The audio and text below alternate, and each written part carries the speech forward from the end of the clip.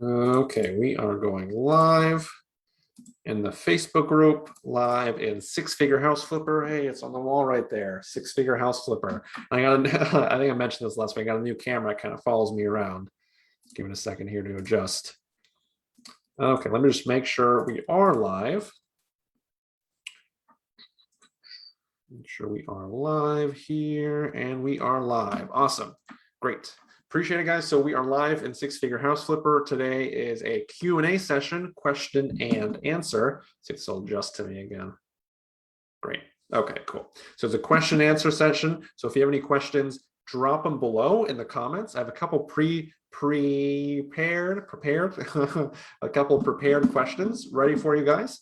And yeah, so that's awesome. So I'm going to go over those. If you have any other questions, drop them below and I'll answer those afterwards.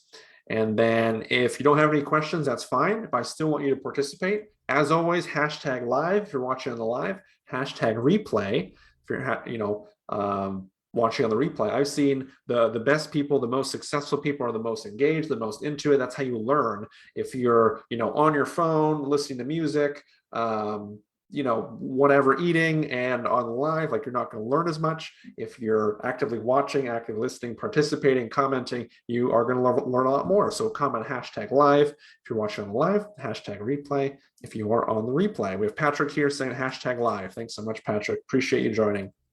A couple questions here. So let's go over some of these questions. We also have Rosanna, who said hashtag live. Baraka, and hopefully I'm saying that right. Baraka, hashtag live. Thanks, guys. Appreciate it. Someone's asking me about mobile homes. Hey, do you think mobile homes are a good deal? Or should you do mobile homes? The answer is yes. Let me show my portfolio here. I'm going to show this is a list of all the flips I've done. Let me drop it here. Taishia, thank you so much. I'll drop it in the comments so y'all can check that out. This is a flip we did, what we bought it for, what we put into it, what we sold it for, and I have all these flips, and you click this little link here, and you can actually see the property. So you see, I'm not full of it. So you can see, see that that's true. That's the real deal. I've done a lot of mobile homes. So this one is a house. This is a house. This is a house. This is a mobile home. This is a mobile home. This is a mobile home. No, that's a house. That's a house. House. This is a mobile home. As you can see, that's obviously a mobile home. I've done 5 to 10 mobile homes. There's a nuance with the mobile home, so good thing you guys are watching this Q&A, because you could really lose a ton of money when it comes to mobile homes. The key distinction is the land. So I've never done a deal where it's mobile homes in mobile home parks. I have done deals where it's like a mobile home on half an acre, a full acre, 3 acres, 5 acres, whatever. I've done those types of deals. I haven't done the mobile home deals. So there has to be some sort of land. It has to be like tied down to the land. So I've done those. My first flip was a mobile home on 5 acres. One of our best flips. I think we made about 45K net profit. So can you do mobile homes? Yes.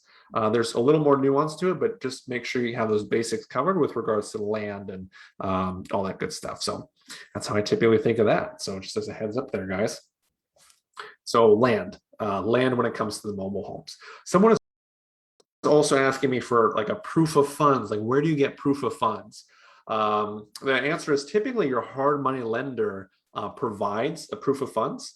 So just make sure you find a good hard money lender. They can provide one. What's interesting is recently a lot of these wholesalers, MLS deals, realtors, a lot of people are asking for proof of funds. Like, if you go true off market, nobody asks. But if you don't go off market, people are asking for proof of funds. That wasn't the case for the most part pre-corona, but it is the case now, which is interesting. So just interesting to see that distinction, how it's changed over time. That's because the market has gotten hotter. So because they have to adjust. And so talk to your hard money lender about proof of funds. That's really key. So want to focus on that. Let's see, we have Ted saying hashtag live. We have Marcus saying hashtag live. Appreciate it, guys. Thanks so much. Let's see, what other questions do I have here? What other questions do I have?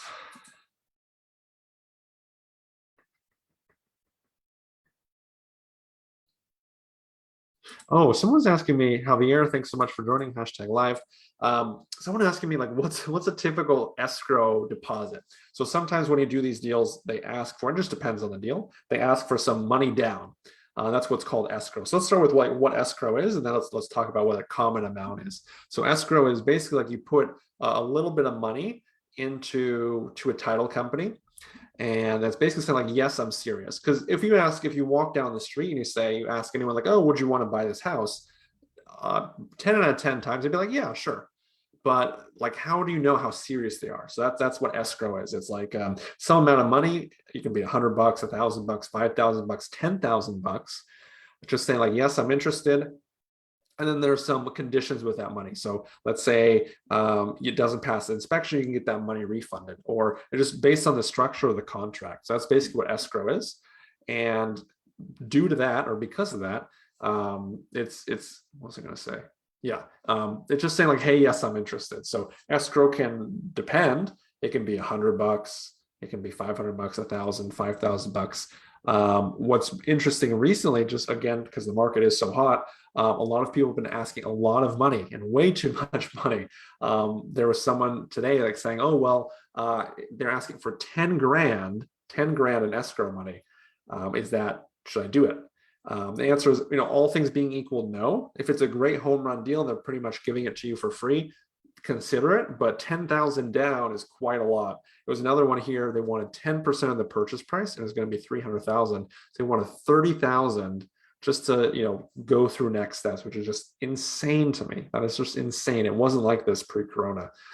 So it's really interesting to see those developments and see those differences there. So it's what a world. So it's dependent on what you're comfortable with. So I can't say like, hey, this number works for everyone. It's going to really depend which person and what you're comfortable with. For my typical like off-market deals, it's $100. I've paid 1,000. I've paid 2,000. I have paid 5,000, but that was a great deal. I knew I would buy it. I knew it was a great deal, and there was no issues there. So it's going to depend. It's going to depend on you and your comfort zone. You want to get that number as low as possible, and you want it. So two things: you want that number as low as possible, and then you want it to be refundable. Like the non-refundable, I don't like that stuff. I'll do it sometimes, just because where the market's at. But as much as possible, refundable. You always want to be able to back out of a deal. Is really key there. That's kind of my 2 cents on that. So that's escrow. We have Hannah here with a question. Thank you so much, Hannah. How do you find your deals? Hey, good question. So I know I've been kind of mentioning off market, on market. Let's talk about that. Off market. Whoops. This phone here. Off market. Let's talk about what that means. Off market means you're going directly to the seller. There's no realtor. There's no brokerage involved. You're talking to them face to face, and there's no middleman. So that's off market. On market is it's listed on Zillow, listed on MLS, it's listed by a realtor, and you're typically dealing with a realtor. Like either you have a realtor, they're dealing with a realtor, so there's middlemen involved. Nothing fundamentally wrong with MLS deals or on market deals. Just really competitive, extremely competitive. Like the numbers aren't there, like the numbers don't make sense. So that's the key there. So yeah, so it's the on market. Just to give some context, I did about 20 fix and flips last year, which is great. I only got one off market, on market. Only one was on market, one was MLS listed. We got lucky on that one, and then the rest were off market. And all of them this year have been off market. I don't think any of them have been MLS. So just to give you some context of like what's working.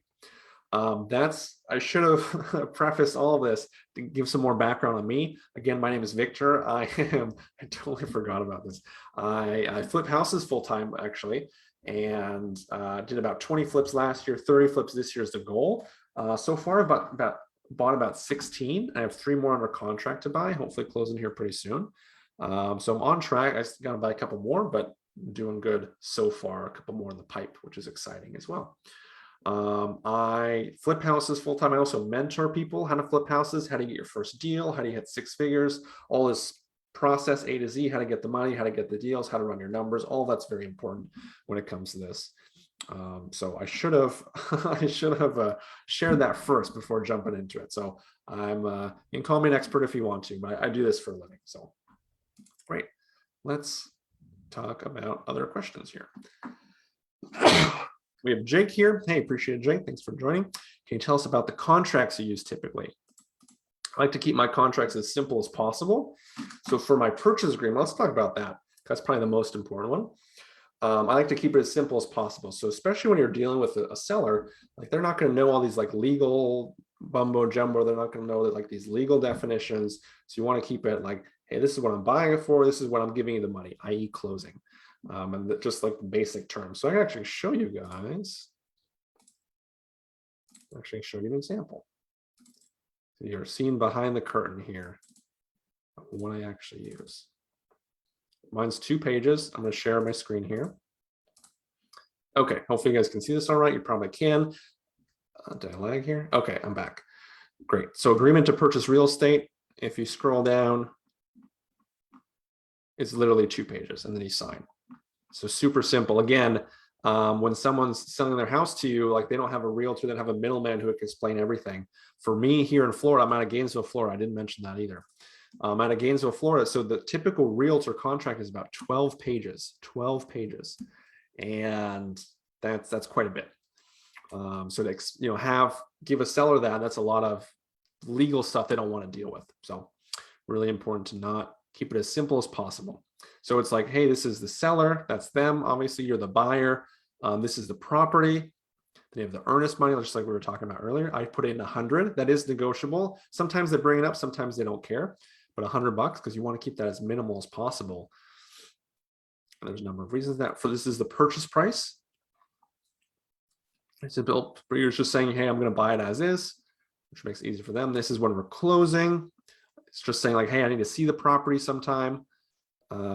Just making sure they don't mess up the place before you buying it. Other provisions, you can fill this in and then you sign.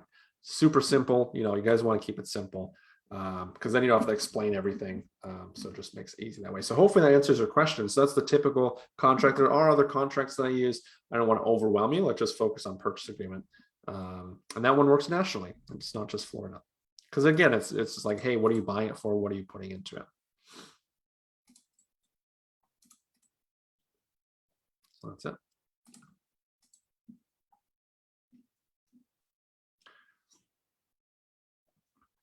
Okay, great. We have another question from Ted. How do you normally find your off-market ones?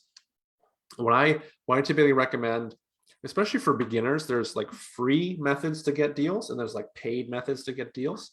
So paid is like direct mail, cold calling, Facebook ads, Google ads, third-party lead sources, bandit signs. Those are like all these different ways to get deals off market or paid, excuse me. There's ways to get deals for free. And I would recommend, especially when you're getting started, like focus on the free methods, F-R-E-E, free methods. Really like know how to run your numbers, know how to talk to sellers, know how to, X, Y, Z, know the entire process, have your contracts ready to go. Know what escrow is and know what's common. But I typically recommend to do that because like, let's say you're paying $100 per lead, then you're going to quickly realize like, hey, and you don't know what you're doing. Like if you mess up a lead, that could have been a deal. Like, okay, now you got to keep spending money. So I would really focus on the free stuff. That's going to really help you out. You can still get deals for free. Don't get me wrong, but you can like really focus and hone in and like get really good and get nice and polished throughout the entire process. That's a mistake a lot of beginners I see make. They're like, okay, I want to get started in real estate. Like, okay, let me send all this direct mail out, or let me launch this huge campaign. It's like, well, wait a second. Okay, do you know the basics? Do you know how to talk to them? Do you know what to say, when to say? Then let's get into the paid stuff. But if you don't know, how to answer specific questions and that sort of thing, like it's going to be hard. You can get a deal, don't get me wrong, but you should have those fundamentals down. Great. I don't see any other questions here. That's all the questions I have. So we can wrap it up there. I just wanted to hop on here 20 minutes, answer some of y'all's questions. If you are watching this, you can still comment #live. That's still free. I'm still allowing that to happen. #replay as well. If you have any questions afterwards, if you want to post them, even if you're watching on the replay, that's fine. Post it afterwards and I'll answer them. I will do that for you guys. That's a free charge. I won't charge you guys anything for that. That's a free gift. No, but I'm happy to help. I want you guys to be successful. So we can wrap it up there. But I appreciate it. Thanks so much. If you have any questions, drop them below. If you, what else would I say? If I answered your question, but you want additional clarity for these folks, like Ted, Jake, some other folks. Sorry, it doesn't. It only shows me so many comments. But if you have any other questions or additional clarity, I'm here to help. So appreciate it, guys. I'll let you run. Have a good night, and until next time, thanks.